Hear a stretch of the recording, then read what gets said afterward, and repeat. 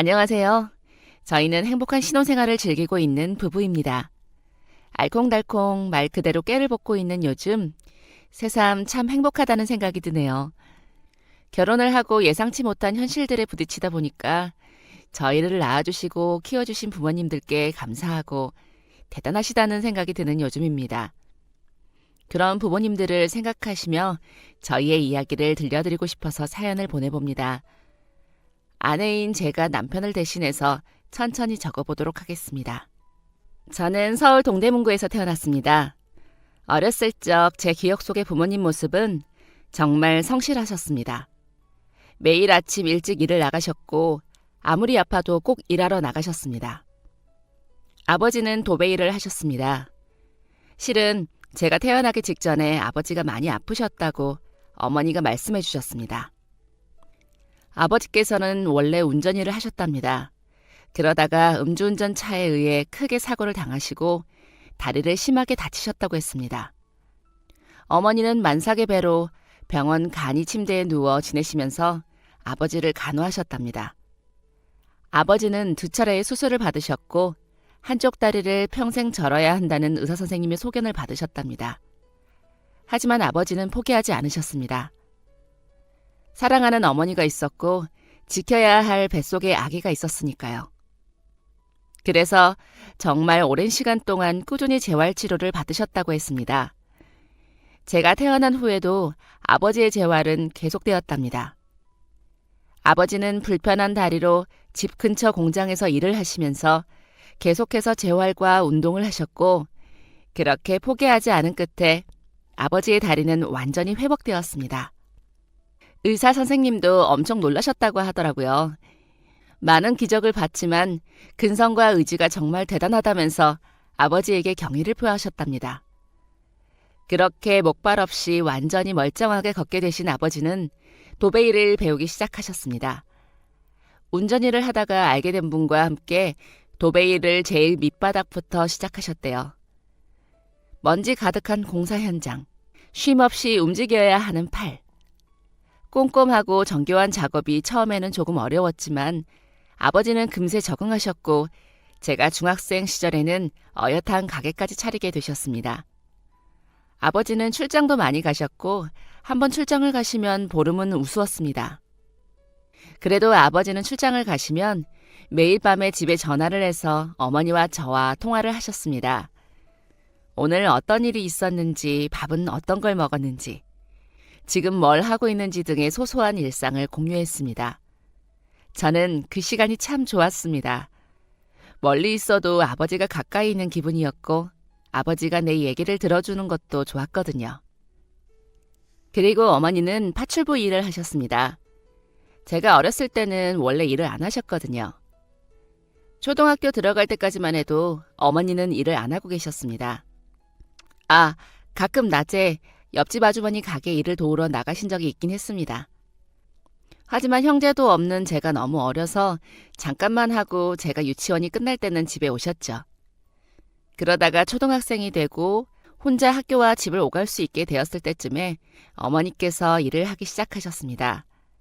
어머니는 다른 사람의 집을 청소해주기도 하고 빨래를 해주기도 하고 밥을 해주기도 하는 가사 도우미, 파출부 일을 하기 시작하셨습니다. 그때는 한 집만 가시는 게 아니었고 여러 집을 오가시면서 주로 청소 일을 하셨던 것 같습니다. 이토록 열심히 사시는 부모님들을 보면서 저도 저절로 성실한 사람이 된 것 같습니다. 약속 시간을 잘 지키고 해야 할 일을 끝까지 해내는 것이 당연했고 중요하다고 여기면서 살았죠. 그래서 어머니와 약속한 숙제를 잘 해냈습니다. 제가 초등학교 때부터 어머니가 일을 하셨다고 했잖아요. 아버지가 도배 일을 하시니까 일이 좀 일찍 끝나거든요. 일찍 들어오시는 날은 오후 4시에 집에 오시기도 하셨습니다. 그럼 저는 학교가 1시에 끝나고 4시에서 6시까지 혼자 집에 있게 된 거죠. 집이 넉넉한 형편이 아니니까 학원은 일주일에 2번, 피아노 학원 잠깐 다녀오는 게 전부였고 다른 날들은 혼자서 그 시간을 보내야 했습니다. 친구들이랑 운동장에서 놀고 올 때도 많았는데 그래봤자 1~2시간이 전부잖아요. 집에 있는 동안 뒹굴거리기만 할 수는 없는 노릇이었고 고민하시던 어머니께서 숙제를 내주셨습니다. 그런데 그 숙제들이 굉장히 재밌었습니다. 일반적으로 학교나 학원에서 내주는 공부하는 숙제가 아닌 재밌는 숙제들이었거든요. 기억나는 것을 몇 개 적어보자면 이렇습니다. 종이컵 쌓아서 성벽 만들어 놓기, 색종이 찢어서 스케치북 가득 채우기, 주말에 하고 싶은 것 만화로 그리기, 영어 카드 만들어 놓기, 우리 집 신문 만들기 등등 책 펴서 문제 푸는 숙제들이 아닌 제가 혼자 생각하고 상상하면서 주도적으로 하는 학습들이었습니다. 가끔은 고민이 많이 되어서 어려울 때도 있었지만 대부분의 숙제들은 정말 재밌게 해냈습니다. 제가 생각하기에는 이러한 학습들이 저한테 엄청 도움이 많이 되었다고 생각합니다. 학습을 하는 데에는 스스로 생각을 하고 계획을 세우고 실행하고 정리하는 작업들을 매일 하면서 제 마음속과 머릿속의 양식이 차곡차곡 쌓였습니다. 그 덕에 저는 중학교 때 학원 한 번 안 다니고 전교 1등을 해낼 수 있었습니다. 아버지께서 제가 전교 1등을 한 날 제가 제일 좋아하는 짜장면을 사주시면서 이런 말씀을 하셨습니다. 대단해, 우리 딸. 어떻게 전교 1등을 할 수가 있어? 역시 당신을 닮아서 똑똑한가 봐. 아빠는 안 똑똑해? 응, 아빠는 튼튼했어. 에? 그게 뭐야? 아빠 진짜 튼튼했어. 아빠 동생들이 엄청 많았던 거 알지? 동생들 다치면 업고 다니고 안고 다니고 무슨 일 생기면 달려가서 도와주고 그랬지. 아빠 말씀대로 아버지는 동생들이 정말 많으셨습니다. 둘, 셋? 에이, 그 정도로는 저희 아버지한테 명함을 못 내밉니다. 아버지의 동생들은 좋기 수십 명은 되었습니다. 그것도 1년에도 수십 명씩 늘어났다 줄어들었다를 반복했습니다. 이게 무슨 말인가 싶으시죠? 저희 아버지는 바로 고아원 출신이십니다. 어쩌다가 고아원에 들어가게 되셨는지는 아버지도 알 수 없다고 하셨습니다. 아버지가 계셨던 고아원 원장님의 말씀으로는 외진 동네의 작은 산에서 아버지가 발견되었다고 하셨답니다. 아주 어릴 적 겨우 기어다녔을 때 말이죠. 1살도 되지 않은 나이에 아버지의 고아원 생활은 시작되었습니다. 초등학교도 겨우 나왔다고 하셨습니다. 대부분은 학교도 못 다녔다더라고요. 고아원의 생활은 상상 이상으로 열악하고 힘들었다고 하셨습니다. 고아원에 아이들은 넘쳐나는데 돌봐주시는 분들의 수는 현저히 적어서 나이가 많은 형 누나들이 동생들을 챙겼다고 하셨습니다. 도움을 받던 동생들은 나중에 자라서 자연스럽게 동생들을 도와주기도 했고요. 이런 힘든 상황에서 생활하시다가 나이가 다 차서 퇴소를 하게 되었고 그때부터 아버지는 살아남기 위해 치열하게 사셨답니다. 공사장에서도 일을 하시고 오토바이를 타고 시장 골목을 다니며 배달도 하시고 멀리 있는 지방에 가셔서 몇 달 동안 일도 하시고 그렇게 열심히 사시던 중에 어머니를 만나셨대요. 처음에 아버지는 연애도 돈 있고 빽 있는 놈만 하는 거지 부모도 없이 가난한 사람이 무슨 연애인가 싶으셨다더라고요. 하지만 어머니가 그때 선을 한번 보고 왔고 그런 어머니를 뺏기고 싶지 않아서 두 분은 사랑을 키우기 시작하셨답니다. 외조부모님께서는 아버지를 굉장히 좋아하셨대요. 힘든 상황에서도 포기하지 않고 열심히 사는 모습이 멋져 보였답니다. 게다가 인물도 훤칠하고 무엇보다 어머니를 진심으로 사랑하는 게 느껴져서 두 분의 결혼을 허락하셨다고 했습니다. 하지만 결혼 후에 아버지가 사고를 당하시면서 할머니가 많이 속상해 하셨다더라고요. 아기까지 뱃속에 있는데 아버지가 영영 다리를 못 쓰신다고 하니 걱정이 되실 만도 하지요. 하지만 고난을 이겨낸 아버지를 보고 마음을 놓으셨다고 했습니다. 이렇게 훌륭하신 아버지, 어머니 밑에서 저는 자랐습니다. 그리고 저는 부모님께서 자랑스러워할 만한 좋은 대학에 들어가게 되었습니다. 제가 영어를 굉장히 좋아했습니다. 특별히 학원에 다닌 것도 아니었고 외국어 고등학교에 다닌 것도 아니었습니다. 다만 제가 남들과 다르게 했던 게 있다면 바로 어릴 때부터 만화 영화를 엄청 좋아했다는 겁니다. 물론 한글이 아닌 영어로 봤죠. 무슨 말인지도 몰랐지만 그냥 보고 들었습니다. 그러다 보면 자연스럽게 귀에 익은 단어들이 생기기도 했고 초등학교 들어가서 방과후 수업에서 영어를 조금 배우면서 알게 되는 단어들도 생기고 조금씩 해석도 할 수 있었죠. 부모님께서는 제가 영어에 흥미를 보이는 걸 아시고 자주 비디오를 사주셨습니다. 컴퓨터가 생기고서는 DVD를 사주셨죠.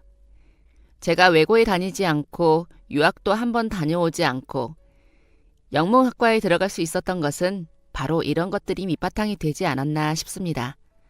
부모님께서는 저를 엄청 자랑스러워하시고 대견해 하셨습니다.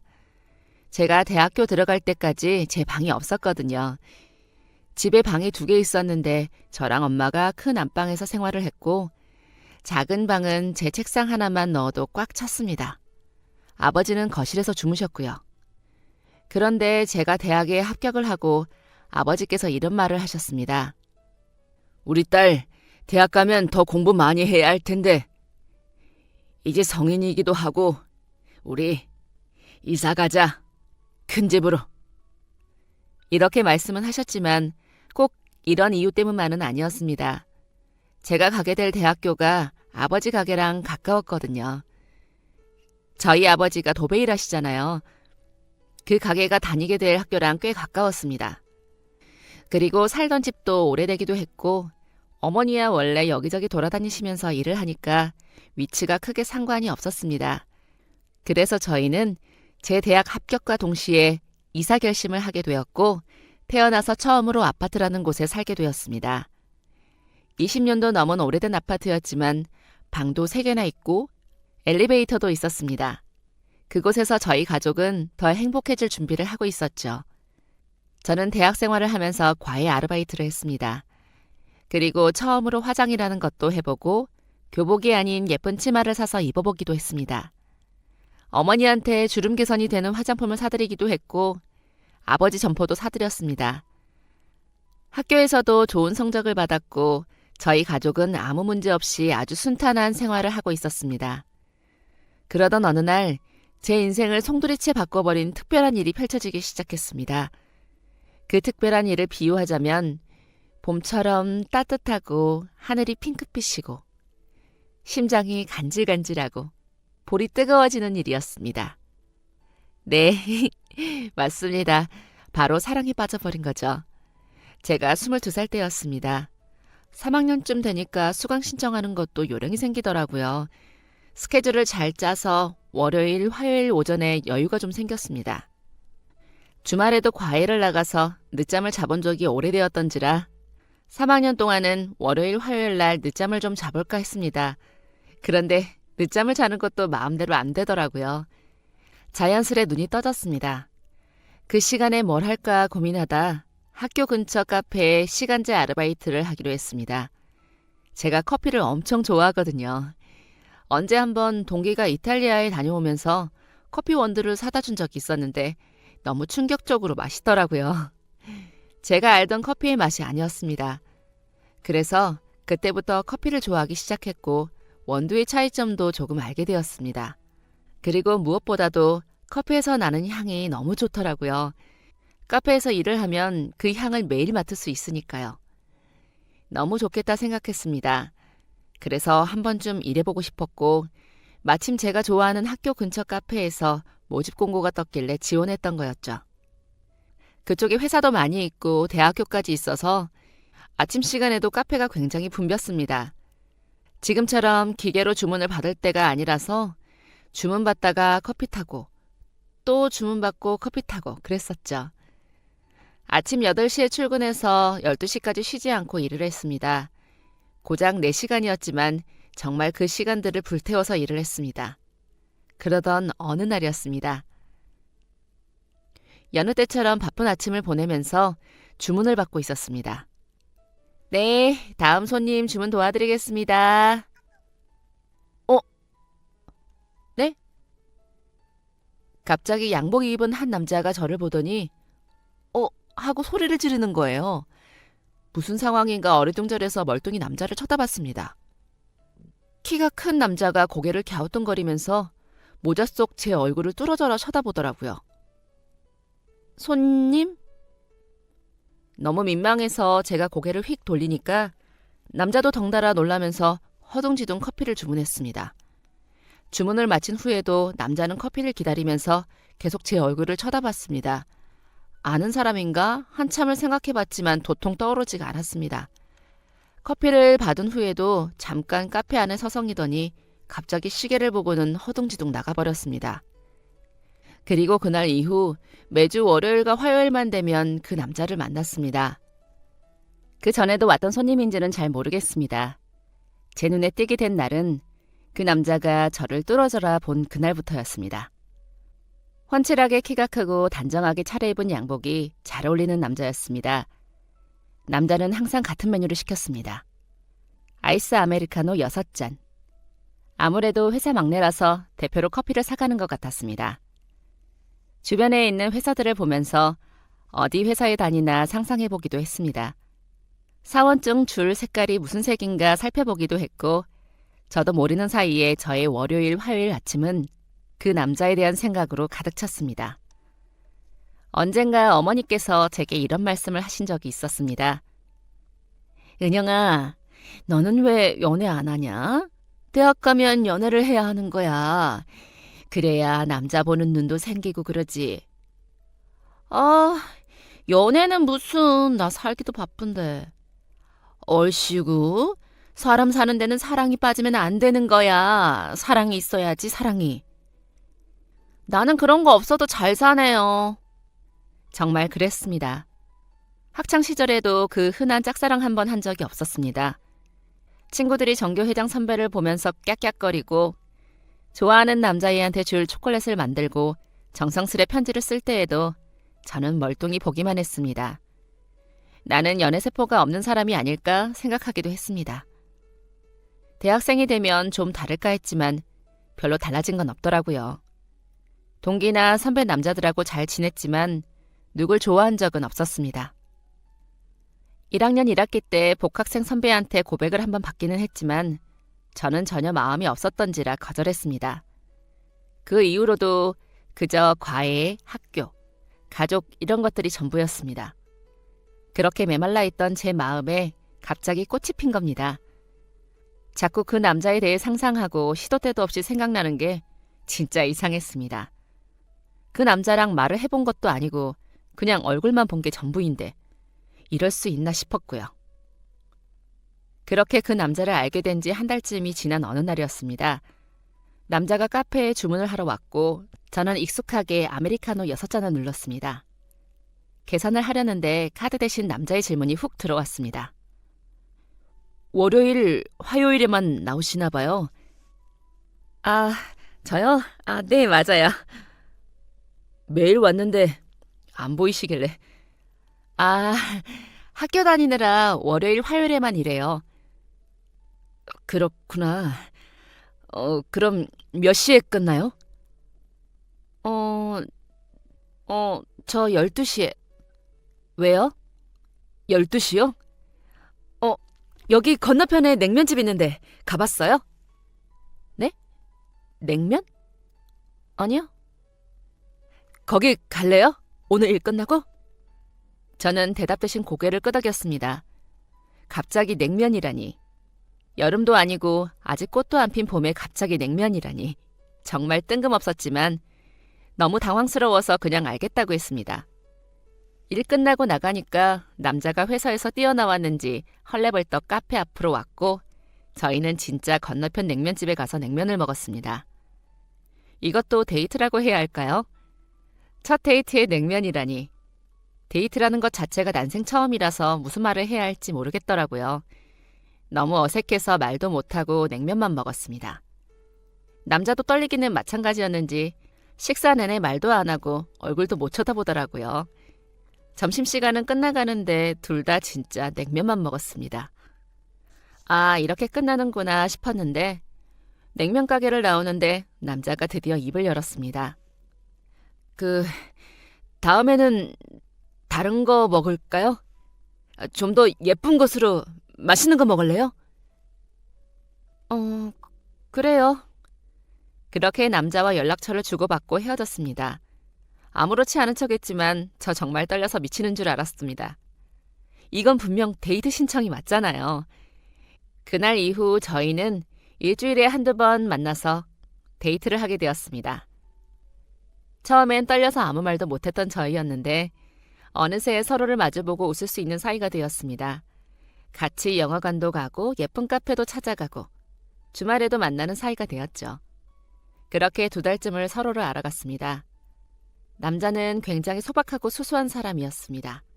식당에 가면 3,000원을 아끼며 세트 메뉴를 시킬 줄 아는 사람이었고 편한 택시보다 대중교통을 애용하는 사람이었습니다. 성격도 그랬습니다. 과시하고 자랑하기를 좋아하는 사람이 아니라 다른 것을 인정하고 받아들이고 남을 존중하는 사람이었습니다. 그리고 무엇보다 가장 멋있다고 느꼈던 것은 그 남자의 성실함이었습니다. 하루는 남자가 퇴근을 하고 저와 저녁을 먹으러 가고 있었습니다. 그런데 갑자기 남자의 핸드폰이 울렸습니다. 네, 여보세요? 네, 과장님. 무슨 일, 네? 그럴 리가 없는데. 그가 분명, 네, 알겠습니다. 지금 바로 가겠습니다. 회사 일에 문제가 생길 듯 했습니다. 남자는 IT 계열의 회사에서 근무를 하고 있었거든요. 그런데 대충 상황을 들어보니까 바로 전날 했던 일에 문제가 생긴 것 같았습니다.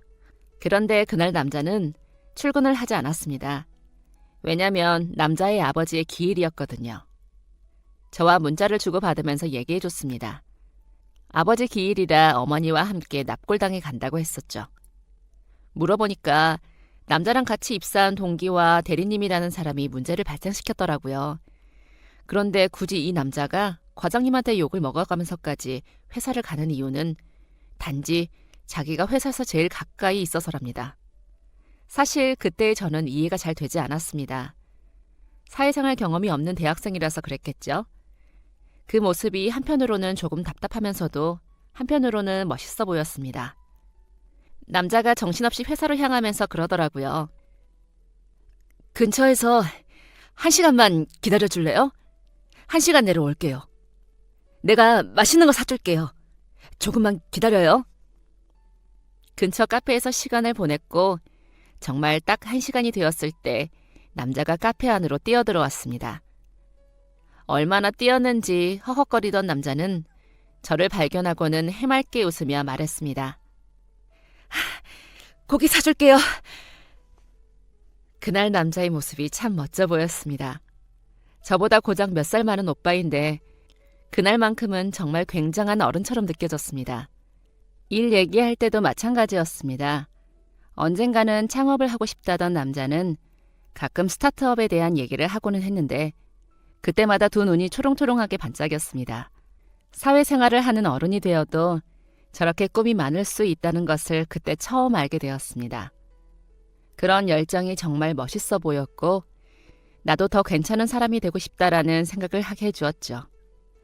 그렇게 저희는 몇 달 동안 그런 만남을 유지했고 어느 날 남자가 꽃다발을 내밀며 고백했습니다. 거절할 이유가 전혀 없었습니다. 세상 누구보다도 완벽하고 누구보다도 저를 사랑해주는 사람이었습니다. 그렇게 저희는 연인이 되었습니다. 졸업을 앞두고 있던 저는 직장인이었던 남자친구의 도움을 많이 받았습니다. 연애하기 전에 알게 된 사실인데 남자친구가 저랑 같은 학교를 나왔더라고요. 과는 달랐지만 같은 학교 출신이라는 사실이 신기했습니다. 또 저희 과 선배들도 몇 명 알고 있더라고요. 같이 동아리를 했었다고 했습니다. 그래서 제가 가고 싶은 회사에 대한 취업 정보도 알 수 있었고 그 회사에 다니는 학교 선배까지 만나게 되었습니다. 이렇게 도움을 준 남자친구 덕에 저는 제가 원했던 회사에 들어갈 수 있게 되었죠. 남자친구와 하는 모든 순간이 꿈 같았습니다. 이렇게 멋지고 완벽한 사람이 나의 첫 남자친구라니 정말 행복했습니다. 어느 정도였냐면요. 그 남자와 함께 미래를 꿈꿀 만큼이었습니다. 만난 지 3년 정도 되었을 때부터였습니다. 제 주변 친구들이 다들 결혼을 좀 일찍 했거든요. 대학 졸업하자마자 결혼한 동기도 있었고 고등학교 졸업 후 회사 다니다가 결혼하고 아이까지 낳은 고등학교 때 절친도 있었습니다. 주변 친구들이 그러니까 저도 얼른 결혼하고 싶은 마음이 저절로 생겼습니다.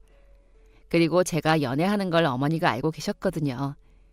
저는 분명 말씀드린 적이 없었는데 어찌나 눈치가 빠르신지 연애한 지 반년쯤 되었을 때부터 알고 계셨습니다. 첫 연애이기도 하고 부모님께는 왜인지 부끄러워서 자세한 건 말씀 안 드렸어요. 어머니께서는 저를 놀리는 데에 재미를 들리셨는지 남자친구에 대해서 꼬치꼬치 캐물었지만 둘러둘러서 대강만 말씀드렸어요. 남자친구와 한 2년 정도 만났을 때 고등학교 때 절친이 둘째를 낳았습니다. 그 소식을 어머니한테 전하니까 어머니가 엄청 좋아하시더라고요. 어머, 벌써 둘째를? 야, 좋겠네. 얼른 키우고 놀러 다니면 되겠어. 아유, 얼마나 이쁠까. 아기가 어떻게 생겼는지 기억도 안 나네. 엄마, 나 키웠는데 왜 생각이 안 나? 그게 언제적인데 생각이 나겠어. 너는 뭐 소식 없어? 결혼하자고 안 해? 아, 무슨 결혼이야. 나 아직 젊어. 왜? 네 친구는 둘째도 낳았다며. 왜? 남자친구가 결혼하기 싫대?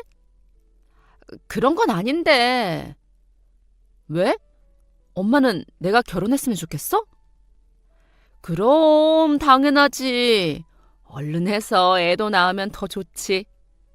이 좋은 걸 왜 안 하고 사니? 엄마는 결혼한 게 좋아? 그럼 너무 좋지. 지금도 좋은데? 그리고 너처럼 예쁜 딸 낳은 게 가장 좋지. 그때 좀 울컥했습니다. 어머니께서 그런 말씀을 잘 안 하시거든요. 자식을 낳는다는 것은 어떤 기분일까? 나와 닮은 아이를 키운다는 것은 어떤 느낌일까 궁금했죠. 그때부터 결혼에 대한 생각이 조금씩 생기다가 연애 3년 차쯤 되고서 마음이 확고해졌습니다. 그 이유 중에 하나가 제가 그때 다니던 회사를 그만두었습니다. 왜냐면 제가 회사를 다니면서 투잡 느낌으로다가 집에서 일을 좀 했거든요. 번역하는 일을 했었는데 그게 돈이 상당히 많이 되었어요. 책 번역도 하고 요즘에는 영상물이 많으니까 영상들 번역도 하고 기업에서 외주 주는 걸 맡기도 했고요. 그렇게 1년쯤 하다 보니까 어느새 부업이 본업 이상으로 수익을 벌어들이고 있더라고요. 그래서 고민하다가 회사 생활을 접고 프리랜서로 활동하기로 했습니다. 잘 될 수 있을까 걱정을 좀 하긴 했는데 걱정이 무색하게 일거리가 정말 많이 들어왔습니다. 그렇게 프리랜서로 자리도 잡았겠다. 그때가 적기라고 생각이 되었습니다. 남자친구도 그때 스타트업을 한 지 1년 정도 되었는데 점점 성과가 보이던 때였죠. 그리고 결혼에 대한 얘기도 자주 했었고요. 남자친구도 결혼을 하고 싶어 했습니다. 아이도 낳고 싶어 했고요. 그런데 어느 날이었습니다. 남자친구도 저도 일이 많이 바쁜 시기였습니다. 그런데 남자친구가 웬일로 데이트를 하자고 하더라고요. 그러면서 예쁘게 입고 와 하더라고요. 원래 그런 말 안 하는 사람이거든요. 그리고 약속 장소도 멋진 레스토랑이었습니다. 속으로 설마를 100번 외쳤습니다. 설마 프로포즈를 하려는 건가 싶었거든요. 괜히 떨리고 기대가 되었습니다. 한참 동안 옷을 골라서 예쁜 원피스를 입고 약속 장소로 향했습니다. 남자친구는 오랜만에 양복을 차려입고 머리까지 예쁘게 만지고 나왔더라고요. 아, 진짜 프로포즈 하려나 보다 했습니다.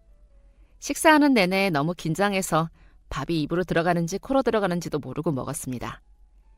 디저트가 나왔고 저는 남자친구 눈치만 보고 있었습니다. 언제 프로포즈를 할까? 어떻게 프로포즈를 할까? 잔뜩 긴장하고 있었죠. 드디어 남자친구가 운을 띄웠습니다. 나 할 말이 있어. 뭔데? 나 사실 너한테 말 안 한 거 있어. 이때부터 뭔가 이상했습니다. 프로포즈라면 보통 저렇게 시작하지 않잖아요. 제가 고개를 갸웃거리자 남자친구가 뜸을 들이더니 다시 말했습니다. 나 사실 너 알고 있었어. 나를 알고 있었다니? 무슨 말이야?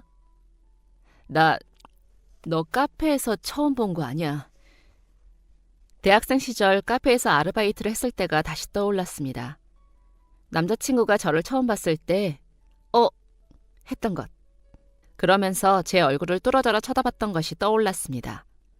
그걸 왜 지금 말을 하는 건지, 대체 무슨 상황인 건지 모르겠어서 아무 말도 안 하고 있었습니다. 남자친구가 다시 입을 열어서 상황을 설명했습니다. 저는 그 말을 듣고 너무 큰 충격을 받고 말았습니다.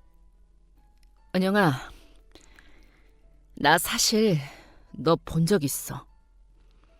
어디서 봤냐면 우리 집 앞에서. 나 사실 은영이네 어머니 알고 있어. 우리 엄마를 안다니? 그게 무슨 말이야? 행복 아파트 알지? 어머님이 일하시는, 나 그 집에 살아. 어머니는 제가 대학교를 다니고 있었을 때 옆 동네의 아파트에서 일을 하신 적이 있으셨습니다. 주기적으로 나가시는 곳은 제가 대충 알고 있었거든요. 그 집에서는 제가 대학생 때부터 쭉 일하셨던 걸로 알고 있었습니다. 또 제가 어머니 마중을 자주 갔었거든요. 심지어 남자친구가 그 말을 하기 전날도 그 아파트로 어머니 마중을 나갔었죠. 잘 이해가 안 가는데? 오빠가 그 아파트에 산다는 게 왜? 잠깐만. 설마 아니지? 우리 엄마가 오빠 집에서 일한다는 그런 건 아니지? 남자친구는 말이 없었습니다. 죄인처럼 고개를 푹 숙이고 아무 말도 안 했습니다. 갑자기 배신감이 몰려오더라고요. 왜 지금까지 말을 안 한 건지. 뒤통수를 한 대 맞은 기분이었습니다. 언제부터 알고 있었어? 그때 어머니께서 우리 집에 가방을 두고 나가셨더라고. 그거 가져다 드리려고 나갔다가 널 봤어. 왜 말 안 했어? 나 속이려고? 나 바보 만들려고 그런 거야? 그런 게 아니라, 미안해. 속이려고 그랬던 건 아닌데 말하면 네가 날 안 만나줄 것 같아서 그래서 그랬어. 정말 미안해. 저는 그 자리에서 일어나서 바로 집으로 향했습니다. 배신감이 정말 컸습니다. 어떻게 해야 할지 머리가 멈춰버린 기분이었습니다. 남자친구는 매일같이 연락해서 저의 마음을 달래주려 노력했고 저는 그런 남자친구를 메모차게 대할 뿐이었습니다. 꼬박 한 달을 연락을 안 했습니다. 남자친구의 일방적인 연락만 있을 뿐 저는 답장을 하지 않았습니다. 어떻게 해야 할지 모르겠더라고요. 하지만 한 달이 지나니 어느 정도 생각이 정리가 되었습니다. 저는 남자친구 없이는 안 될 것 같았습니다. 일도 하나도 손에 안 잡히고 계속 생각나서 가슴에 커다란 바위를 얹어둔 것처럼 답답하기만 했습니다. 저는 남자친구를 받아주기로 했습니다. 멀어지기에는 너무 깊은 사이가 되어버렸거든요. 남자친구의 비밀을 알게 된 이상 저희의 결혼이 순탄치 않겠다는 것이 예상이 되었습니다. 우선 저희 어머니를 먼저 만나보기로 했습니다. 어머니 아버지께 남자친구의 정체를 알리지 않은 채 약속을 잡았습니다. 사실 미리 말씀을 드려야 하나 말아야 하나 고민이 많았습니다. 그런데 도저히 말할 용기가 안 나더라고요. 남자친구가 자기가 말씀드리겠다고 했습니다. 약속 장소에 남자친구가 등장하자마자 어머니 입은 떡 벌어졌죠. 놀라서 아무 말씀도 못하시고 저와 남자친구만 번갈아가며 쳐다보셨습니다. 저를 대신해서 남자친구가 차분히 상황을 설명했습니다. 어머니는 그때까지도 남자친구 집에서 일을 하시던 상황이었습니다. 어머니는 계속 한숨만 쉬셨습니다. 아버지는 모르겠습니다. 무슨 표정인지 읽을 수가 없었습니다. 입을 꾹 닫고 식사는 손도 안 대시고 아무 말씀 안 하셨습니다. 어떻게 해야 하는지 저도 머리가 복잡했습니다. 남자친구는 어떻게든 저희 부모님을 설득해보려 노력했습니다. 어머니는 생각할 시간이 필요하다고 하셨습니다. 남자친구는 돌아가고 부모님과 집에 가는 내내 가시방석에 있는 기분이었습니다. 두 분 다 아무 말씀을 안 하셨고 그대로 침묵만 가득한 채 시간은 흘렀습니다. 일주일 뒤 어머니께서 오랜만에 저녁을 같이 먹자고 하셨습니다. 제가 프리랜서니까 계속 집에서 작업을 하잖아요. 그래서 남자친구 인사드린 다음에 일주일 내내 집에서 부모님을 마주쳤는데 정말 단 한마디도 안 하셨습니다.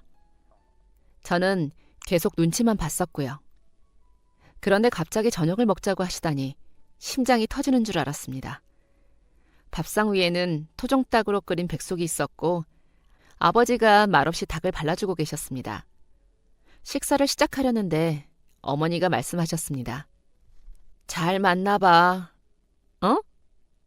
뭐라고 엄마? 아유, 만나라고 만나. 정말이야? 진짜야? 엄마, 진짜지? 그래, 내가 몇 년을 그 총각을 봤는데 사람 참 괜찮아. 심성도 착하고 부지런하고. 아, 그렇다니까. 진짜 고마워, 엄마. 내가 걱정하는 건 그 집이야. 그 집 사모 있잖아. 맨날 일한다고 집에 잘 없어서 나도 잘 못 보는데 눈빛이 참 독해. 그래서 괜히 우리 딸 마음에 상처 날까 봐 그게 걱정인 거지. 걱정 마, 엄마. 이겨낼게. 잘 해볼게. 그래, 잘 하겠지. 누구 딸인데. 그 총각한테 다시 한번 보자고 해. 아참, 그 집 일은 다른 사람한테 넘겼어. 내가 어떻게 그 집에서 더 일을 하겠어. 미안해. 고마워, 엄마. 미안하긴. 다른 거 금방 구해서 지금 바빠 죽겠구만. 밥이나 얼른 먹어. 갑자기 눈물이 나올 것 같아서 닭고기를 입에 쑤셔 넣었습니다. 어머니가 얼마나 고민하셨을지 상상이 되질 않았습니다. 아버지는 말없이 닭고기를 발라서 제 접시에 한가득 태워주셨습니다. 그렇게 부모님의 허락을 받은 뒤 다음 관문은 시어머니였습니다. 사실 남자친구와 만나는 동안 한 번도 본 적이 없었어요. 사진으로만 몇 번 뵈었었고 남자친구한테 얘기 들은 게 전부였죠. 그런데 저희 어머니가 시어머니 눈빛이 독하다고 하셨잖아요. 그렇게 느낀 건 저도 마찬가지였습니다. 눈썹을 진하게 그리셔서 그런지 짙은 쌍꺼풀이 더 강하게 보였습니다. 그리고 남자친구가 저희 부모님을 만난 후에 시어머니에 대해서 자세히 얘기를 해준 적이 있었습니다. 몰랐는데 시어머니는 정말 대단하고 강한 분이셨습니다. 사실 남자친구의 집이 굉장히 가난했다고 하더라고요. 남자친구의 아버지가 남자친구가 6살 때 돌아가셨는데 그때까지만 해도 엄청 가난하게 살았다고 했습니다. 아버지가 갑작스러운 사고로 돌아가시고 시어머니가 혼자 남자친구를 키우셨답니다. 시어머니가 그때부터 엄청 독해지셨다고 하더라고요. 시어머니는 장사를 시작하셨답니다. 어린 남자친구를 데리고 어린 애들 양말이나 네일을 파셨다고 하더라고요. 그러다가 작은 가게를 내서 아동복 장사를 하게 되셨는데 진짜 시행착오가 많으셨답니다. 취객이 가게 유리를 박살내서 옷이고 뭐고 다 버려야 했던 적도 있었고 집에 도둑이 들어서 모든 돈을 몽땅 잃은 적도 있다더군요. 그때마다 시어머니는 더 독해지셨고 그러다가 남자친구가 고등학교 들어갈 쯤에 남대문 시장에서 도매업을 하게 되셨고 매장이 3군데나 늘어나면서 잘 살게 되었다고 했습니다. 긴 세월을 혼자 힘으로 정말 갖은 고생을 하며 사신 분이었습니다. 그렇게 고생하며 키운 외동아들이 부족한 집에 장가가는 것을 아마 원치 않으시겠죠. 그 얘기를 들으니까 더 걱정이 되었습니다. 남자친구도 시어머니가 어떻게 나오실지 모르겠다고 하더라고요. 그런데 아마 긍정적인 반응은 아닐 것 같다고 했습니다. 자기가 잘 설득해 보겠다고 하더군요. 그렇게 말을 한 지 이틀이 지난 어느 날이었습니다. 갑자기 남자친구에게 전화가 왔습니다. 은영아, 진짜 미안해. 어? 오빠 갑자기 뭐가 미안해? 어머니한테 말씀드렸거든. 그런데 지금 너희 집으로 가고 계셔. 뭐? 지금? 지금 당장? 지금 집에 엄마도 계시는데? 아, 나도 지금 너희 집으로 가고 있어. 어머니가 갑자기 차 끌고 가버리셔서 미치겠다. 진짜. 정말 미안해. 최대한 빨리 갈게. 갑자기 이게 무슨 날벼락인가 싶더라고요. 어떻게 해야 하나 고민이 되었습니다. 이대로 나가서 시어머니를 먼저 만나서 집에 들어오는 것을 말려야 하나 아니면 그냥 기다려야 하나 말이죠. 고민하다가 드는 생각이 매도 빨리 맞아야 낫지 않나 하는 생각이었습니다. 저는 얼른 거실로 가서 어머니에게 이 사실을 알렸습니다. 아이고, 올 게 왔네. 아이고, 일 났네, 일 났어. 어머니는 놀라시면서 어쩔 줄을 몰라 하셨습니다. 둘이서 발을 동동 구르고 있는데 곧 초인종이 울렸습니다. 인터폰에 뜨는 얼굴을 보니까 시어머니였습니다. 쿵쾅거리는 마음을 진정시키며 현관으로 가서 문을 열었습니다. 실제로 마주친 시어머니의 눈은 사진보다 훨씬 더 무서웠습니다. 저는 시어머니를 안으로 안내했습니다. 시어머니는 안에 계시던 저희 어머니를 마주하고는 곧장 입을 여셨습니다. 늦은 시간에 죄송해요. 제가 너무 당황스러워서 찾아왔네요. 아주머니 댁의 따님과 저희 아들이 만나고 있다고요? 저 정말 고생하면서 저희 아들 키웠어요. 그런데 이건 아닌 것 같아서요. 저는 저희 아들이 좀 더... 시어머니가 말을 하고 계시는데 갑자기 또 한 번 초인종이 울렸습니다. 남자친구였습니다. 남자친구는 쏜살같이 들어와서 시어머니를 말렸습니다. 엄마! 왜 그래요, 진짜! 내가 너를 어떻게 키웠는데? 난 이런 집에 너 못 보내. 엄마, 은영이 부모님에 대해서 잘 모르시잖아요. 얼마나 훌륭한 분들이신지 모르시잖아요. 은영이가 어떻게 자랐는지도 모르시면서 어떻게 그런 말씀을 하세요? 그런 거 나는 몰라도 돼. 나는 더 나은 집사람과 네가 결혼했으면 좋겠다. 더 나은 게 뭔데요? 정말 아수라장이었습니다. 막장 드라마에서나 볼 법한 광경에 머리가 어지러웠습니다. 그 말을 듣고 있으니까 너무 속상하고 저희 어머니에게도 너무 죄송했습니다. 어디서부터 잘못된 건지 어떻게 해야 하는지 모르겠는 그때였습니다. 갑자기 현관에서 묵직한 외침이 들렸습니다. 지금 이게 무슨 상황이야? 아버지였습니다. 아버지가 시뻘건 눈으로 남자친구와 시어머니를 노려보았습니다. 당장이라도 무슨 일이 벌어질 것만 같았습니다. 아버지를 말려야 하나 고민하던 바로 그 순간이었습니다. 갑자기 시어머니가 아버지에게 다가가서는 아버지의 팔을 덥석 잡았습니다. 병호 오빠?